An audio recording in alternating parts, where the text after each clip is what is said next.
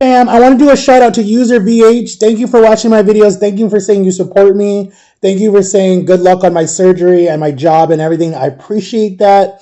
I love loyal fans. Let me know how long you've been watching me. But thank you.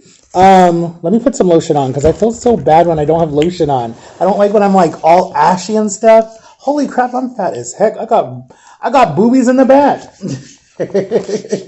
As Jama calls them, movies in the back, or wide back, or biggie back, or whatever the stupid song says. I'm so tired of people. I'm so tired of skinny people making fun of fat people when they couldn't even do a day in our life. A day in our life. Ugh, I'm so tired of it, but whatever. Society, that's how we're at. That's where we're at right now. Okay, so, guys, let's start. Okay, so we're having a salad. Oh crap, my fork fell out. So let's say grace. Dear God bless this food and just name it. Amen. All right, guys. So I'm gonna do. I am still gonna try. Like tomorrow, I have a job I gotta do tomorrow for a lady in the neighborhood, and then afterwards, we're gonna go to Wendy's because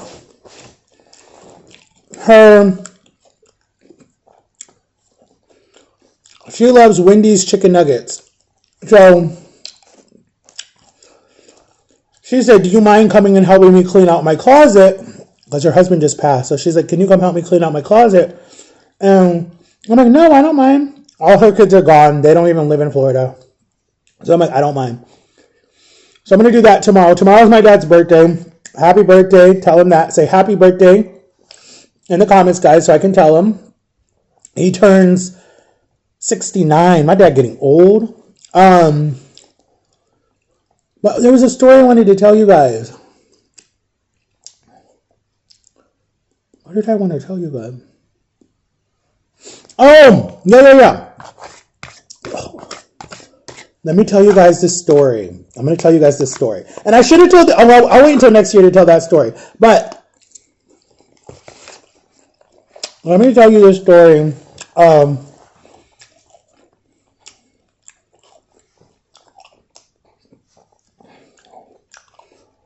Let me tell you the story. I don't know if I've ever told this story on my YouTube.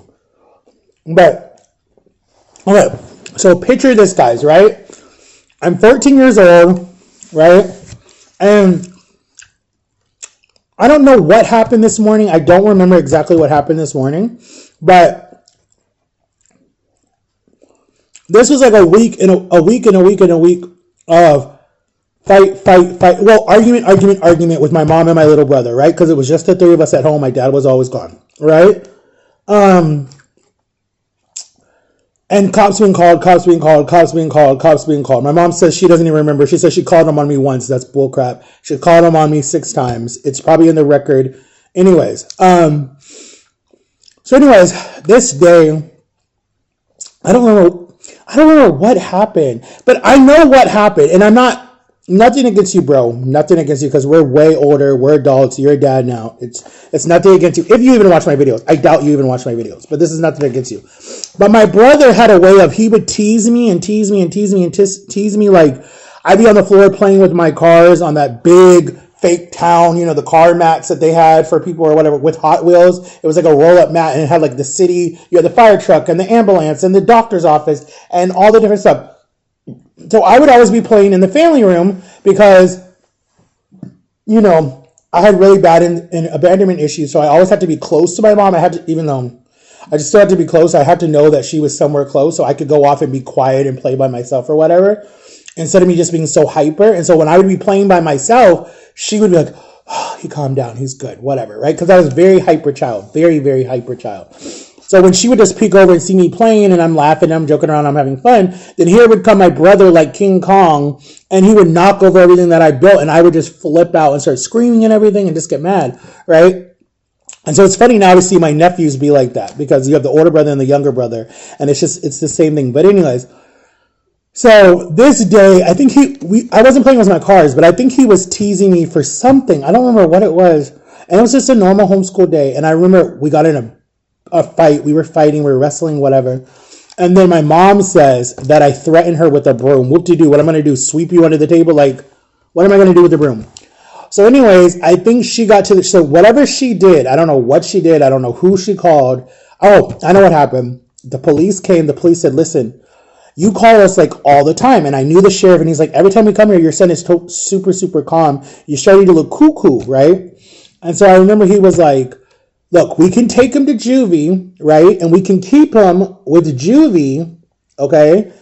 But when he's in the system, the thing is, it's hard to get him out of the system. So if they take him and he has bruises and stuff on him, they're going to think that there's a lot of child abuse in the home, and they're going to take him and they're going to do an investigation, and they could come and take your little brother, your little son too. So be careful with what you do. So the officer was like, do you have a family friend that he could go stay with? So she called my best friend William's mom, Mrs. Harlow, down just down the street. She would have said yes, but her husband was so old school, like he didn't believe in none of that stuff. He was just super quiet. He didn't like drama. He didn't like tension. He just was so old school. Like he didn't believe in kids could spend the night. He didn't believe in any of that stuff. No electricity. Like their house was, anyways, he was so old school.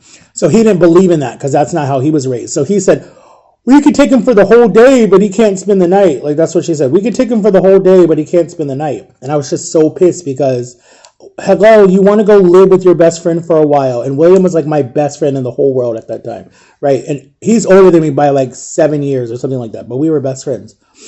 So, no, because if I'm 14, he's 15, 16, 17. He was 16, so by 2 years he's older than me because he was 16. So my mom, his dad said no. So then my mom got on the church phone and called all these people around, all these different churches and our church, different people in the church.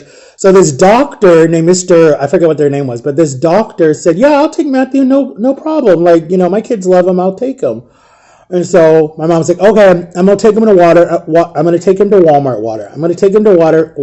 Oh my God, what the heck? I'm going to take him to, what the hell? I said water instead. I'm going to take him to Wally World, to Walmart, and I'm going to get him all his toiletries, some of his favorite snacks, and then I'll bring him over like around 8 o'clock. She's like, okay, I get off work at 8. Perfect. So, we go to Walmart. I'm pissed off. I'm kind of scared because this is the first time I've ever been away from my mom or my brother ever in my whole life, right? I'm 14 at the time. No, 13. 13, about to turn 14. 13. And it's like it's like, I want to say it's like May, right? May. So,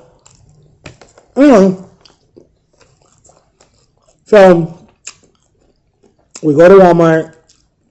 I go straight to the magazines because I loved Pop Star magazine, and I would read about it, look about it. Fun fact, that's actually what started helping me learn how to read, because I would learn so much gossip, and I would read, and I always wanted to be something in celebrity, like working from TMZ or some type of like Pop Star magazine, something with the gossip, right? But I didn't want to hurt the celebrities, but I'll tell you guys that story later. So anyway, so then, so my mom got me like Pringles. She got me some pop. We call it pop up north. So she got me some pop. She got me some Cheez-It, some whatever it was, just some little stuff. She got me like deodorant, shampoo, toothbrush, toothpaste. What else? That was it. That's all she got me, right? And then just some snacks. And then we left and we went to their house. They lived maybe like 45 minutes away from us in another little town over. So we're driving. I'm not crying. I'm more just like numb. Like I'm just like numb. I'm like, my brother started it. You yelled at me and I'm the one getting punished? Okay, fine, whatever. So then she's just going on and on and on about all this different stuff, like trying to be preachy. And I'm just like, I didn't want to hear her. I didn't want to talk to her. So we get there. We drive up in the driveway. This lady lives in a gorgeous big mansion, like super, super pretty mansion, right? Because she's a doctor, a plastic surgeon. So she got money. And then her husband, he did something with like sign autograph stuff for football players and like famous people or whatever it was. I don't know what his job was. He might have been a manager, but he was a short little guy. He looked like he was a part of the mafia or something like that, right? Funny guy, right? And then they had one boy and 2 girls, and I went to their house. I spent the night.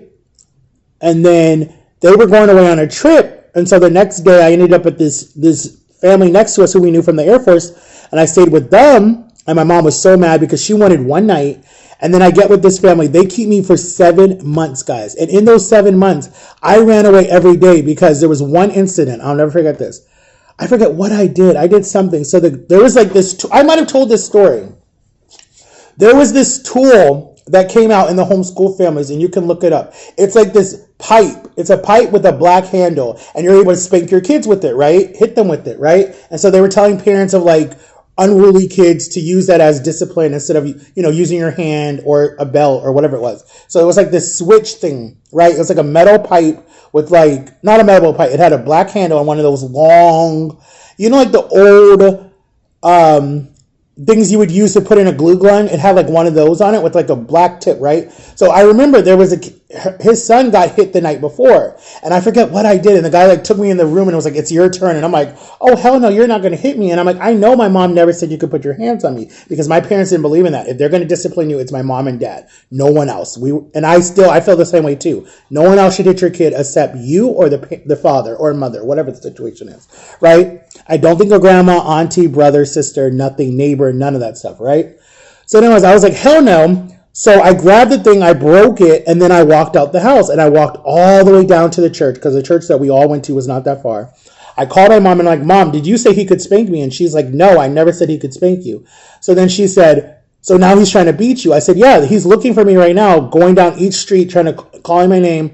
So she's like, "Well, let me call your dad and let's see if it's time." By this time, I've been with them 3 months already. By my birthday, I've already turned 14 with them. So she's like, "Okay, let me call your dad, see what he says, because I don't want you getting hit." So that by this time, I've walked over to the YMCA and he shows up and he has his belt in hand and he's like, "Let's go to the bathroom. Let's go to the bathroom. I'm going to deal with you now." And he's telling like the people at the front desk, and I'm looking at them like, "Call 911, call 911." And they're like, okay. And so I acted like I was going to go with him just so he could get away from the front desk. And then the security guard that worked at the YMCA, he came and said, "Excuse me, sir, come here a minute." So they take us in this room and he's like, "Are you trying to beat him?" And he's not like, she was like, because I told the lady that he's not my dad. So the security guard was this tall white man and he's like, "Oh, I know you." He's like, he's like, "You're so-and-so." And I was like, "Yeah." He's like, "I got you." So then my dad comes from work. My dad comes, says whatever he says. I end up going back with this man to his house. Then his wife's brother died and we were driving all the way to Virginia. So I ended up going to that. Then their whole family was, "Oh, so you're the bad kid that we heard that runs away every day and puts my sister through stress and da-da-da-da." And I'm just like, "Shut up. Just shut up." And then we came back to Ohio, and then my mom and my brother were crying every single night because they wanted me so bad. William and my brother were like, we were going to get on our bikes and ride all the way over there and kidnap you and bring you back home because we were tired of you being with this family. So I think I'm going to say like 6 months in, I finally woke up one day. No. I know exactly what happened. So in those 6 months, every 2 weeks, my dad would come and they would be like, "Hey, your dad's downstairs. Come talk to your dad." I'm like, "I don't want to talk to him. I have nothing to say to him. He's making me stay here." They're like, "Well, just hear him out." I'm like, "Okay." So I would go downstairs, and the way that the houses are in Ohio, the stairs are so long, and like your upstairs is so like tall. Like if you're scared of heights, you're not going to go on those stairs because it's so high up. Like you see in these old classic homes, that's how the stairs are in these big houses in Ohio. So I had to come down, like it felt like 50 stairs walking down, and then my dad is just sitting there. And I come down and I don't even sit next to him. I sit on the other couch. He's here. I'm here. I'm sitting on this couch. He's sitting on this couch. I don't even sit next to him. And he just talks and he's like, "How are you doing?" I'm like, And he's like, "Well, I've been talking to so-and-so and he's saying that, you're still running away from home and blah, blah, blah, blah, blah." And then I'm just like, "Okay." And I'm like, "All right." And then he's like, "Well, I'm going to go." I'm like, "Okay." And then he left and went out the door and he just said, he shook the husband's hand and said, "Thank you." And then he left.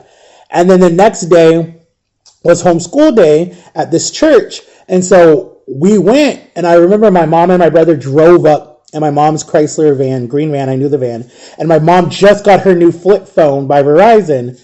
And I see them and I'm so happy and I'm like hugging my mom and I'm hugging my little brother. And then I'm hugging my best friend, William, and I'm just so happy to see them. And then my mom is like, and so the mother, the lady who was trying to keep me, she's like, "Okay, you have like 5 more minutes, go talk to them, and then we got to go inside." And then my mom's like, "No, my son can talk to me as long as he wants." So then I go over to her window and she's like, all I wanted you to do was just have one night to yourself, and I just needed you just to apologize, and that's it, and admit that you did something wrong, and then I was going to bring you home. I didn't know we were going to be 7 months into this. And then she like got all emotional, and I'm like, she's like, it's your father's fault. It's your father's fault. And then the woman's like, okay, Matt, we got to go. Like, she could see my mom getting all dramatic. She's like, we got to go. And then my mom is like almost making a scene at the church. And then she just drives off, burns rubber, leaves. And then she's like, I'm getting you home tonight. I'm not dealing with this anymore. So then we go to church that night, and the mom, okay, so it was the mom, the husband, and the 2 kids were in the band for the church, right? And so I would always be, on Wednesday night, I would always be outside with my best friend, one of my other best friends, Darren, who we went to preschool together, everything together. So we've been best friends since we were babies, right? So I'm outside with him and his adopted sister, Caitlin, and we're on the back porch and on the back of the church playing on the playground. And we're sitting, it's like maybe 6, 7 o'clock at night. And we're talking, and I get emotional, and he's like, why are you crying? I'm like, bro, you got to get me out of this house. And he's like, dude, I'm just letting you know, my mom and 2 other people in the church, 2 other families were trying to get you out. We don't want you in that situation. We see that you're changing. And he's like, I can't go to sleep every night knowing that you're in a bad situation. So he's like, just give us some time. Just get us some time, because there's 2 other couples, and we're talking with your mother, and we're thinking about just getting you out of that home and just keeping you until your father's ready for you to come home. I'm like, okay, guys, hurry up. So the following week, we were going to a debate in Washington, D.C. And it's so funny, now my sister lives there. So we were going to Washington, D.C. for a debate because the older daughters were in a debate. So we meet with this other couple that has known me since I was a baby, and their brother went to school with my brother, so we knew them. And so when we were in the car, because they have a big van, and we were in the car, and I was sitting in the back seat by them, talking to them when everyone was asleep, except the husband was driving. And I said, can you get me out of here? They're like, yes, we're trying to. Shh, don't say nothing. They're like, we're coming on this trip just to see how you are with them and how they treat you. And then as soon as we get back, we're going to have a meeting in the church to try to get you out somehow. I said, okay, thank you. And she's like, of course. So just don't say nothing. So anyways, so we did the debate. We come back home, and then we're there. And then like a week later, I'll never forget, they were all at oh my God, what were they? They're at violin lessons. I don't know why I can't talk today. And a phone call comes through on her cell phone, and she says, hi, this is so-and-so. And yes, we are, Matthew's supposed to come spend the night with us tonight. And then she's like, I never heard about that. And then she's like, what time do you want us to pick him up? And then she's like, well, I need to talk to his dad. And da-da-da. She's like, it's already been worked through. We're coming at 7 o'clock to get him. And so she's like, wait, she's going off, blah, blah, blah, blah, blah. So then we get home that night. They're waiting in the driveway. They already have packed my bags, everything, because the older daughter, let them do it. And then I get in the car with them. We go to my best friend Darren's house. Oh my gosh, guys. I felt so free. So free. I stayed with them for the rest of the year into 2020. Oh God, I don't even know what year that was. It was 2004. So I stayed with them until the following year. And then my cousin got married, and that was the only reason why I ended up back in this family, because by this time I already was talking to child services. I already was talking to social workers. I was done. I was done with this family. I was so over it, because I said, I felt like people that have been in really bad homes, you know how it feels when you feel like your dad doesn't even want you, like does not love you, do not want you. That hurt me so bad when he would come all that time, and just, he wouldn't even like the first time I was happy to see him. I'm like, oh, I get to come home tonight. And he's like, no, son, I still need to see a change in you. And when he did that, I just was like, I'm done. And I was just over it. And like the family that got me, they just adopted their daughter, Caitlin, like maybe 6 months before, and she was Chinese. And then they were like, Matt, we'll adopt you, like if you want to live with us. And I was like, heck yeah. I mean, who else would not want their best friend to become their brother? That's cool, right? But then my parents were like, well, we want to take him, or my cousin's like, no, I want Matthew at my wedding. So that was the only reason why I came back home. And then when I finally made it back to the farmhouse, right, after I've been gone almost a year, when I come home the first day and I say bye to Darren, and I'm like, I don't want to leave. And he's like, no, I don't want you to leave. And then my parents are like, you'll see him. We'll see him. We'll still do play dates. We'll still let you see him, whatever, like that, whatever. They're like, let's just get him settled and we'll see you in 2 weeks. I'm like, okay, fine. I didn't feel safe in that home. So anyways, I go upstairs, right, in our house, and I'm in my parents' room. I'm in a corner, pushed in a corner with these Thomas the Train bed set. I'm like, what the fuck? Why would a 15-year-old or 14-year-old be on Thomas the Train bed set? Like, it was like, what the heck? But my mom was like, well, they had to buy one and get one, and your brother loves Thomas the Train, so I just got one for your bed. I'm like, first of all, this is so, like, I had no more privacy. Like, I'm in the room with my parents. That's weird. And so my little brother got my room, and I'm just like, what the heck? And so finally, after like maybe 3 nights of not being able to sleep, my dad getting up at like 3 o'clock in the morning because he has to go to work, and it being other issues, they said, all right, this ain't working. And they put me back in the room with my little brother. And then it was fine after that, you know? And then then that was when they put me into the private school right after that. I'll tell you guys that story too. But that is the story of when I first got kicked out at 13 years old and was gone for 1 whole year. So, I mean, I have a lot of stories that just are not what they seem to be, really. They're just like, not that they're not, like, just, I have a lot of crap in my life that seems to not be like, I come off really happy and bubbly and just whatever because I don't let Satan ruin my joy. I don't let him steal what I have. Even though there's been moments where I've wanted to just completely broke and not give a crap about nothing. But after going through what happened with my brother, I'm just like, life is too short. And then now being responsible of just different people that look up to me, it's like, dude, you gotta fight. You have to fight for your life. You can't just give up because you're having a shitty day. Like, you have to be like, dude, there's literally people that look up to you. I know my channel is so small, but I rather follow. There's a couple that I follow on TikTok that are not famous, right? But I love their personality, and I love how honest they are, and I love how real the husband is when he talks, and I love how real the wife is. And I just love that, like, people like that are real. Like Mama Tot is like one of my favorite people on TikTok. I know people talk a bunch of crap about her and say she's fake and da. But I love people that are real. There's another person, Glamma. She's a big, like, she did a whole weight loss journey on TikTok, and then she just opened her own store, and I think she's in Tennessee. I want to meet her so bad because I love her personality, and she lives for God, and she shows it. And who else do I watch? There's some other people that I watch that I'm like very big fans of. And like, TikTok's supposed to be gone in January, guys. So we have 2 months left. And I'm like, what the heck am I going to watch during the night before I go to sleep or first thing in the morning? Like, Instagram is kind of going to be boring. YouTube is like so, but it's like TikTok was like you know, but that's the comment, guys. That was my comment that I wanted to put at the end of this video. Guys, if a new platform comes out, are you guys going to support me like you have on TikTok? Like, or am I going to just always be at like 7 subscribers? Like, if some new stuff comes out and I'm able to transfer my videos, are you guys going to support me? Say yes or no in the comments, okay? But I love you guys. I didn't even finish my salad. I'm kind of full already. And, yeah. So, I don't know why I said it like that, but guys, I'm excited about Disney. Like, I'm so excited because it's like my bestie works there. My other bestie is going to come with me. The money is good. Not that I'm all about money. And then just the cool discounts that you get, and then the cool things that you can do at the park. And like, I haven't been to the water park since it opened, and I think I get to go for free. So next summer, I'm going to the water park when I come back from my cruise. And for my 36th birthday, dude, we could do something big at Disney. Because I never got to do that with Disney or Universal because I got fired before my birthday, my 35th birthday. So I was pissed at them. They could take their and shove it. But anyways, yeah, guys, I love you. Make sure to like and subscribe. Watch yesterday's video. I told you guys, what story did I tell you guys yesterday? Hold on, let me see. What story did I tell you guys yesterday? Oh, it was Halloween. I told you my Halloween story yesterday, or the day before yesterday. It got 30 views for my ghost story. So anyways, I love you guys. Make sure to like and subscribe, and I'll talk to you later. Bye-bye. I don't know why I did that. Bye, guys.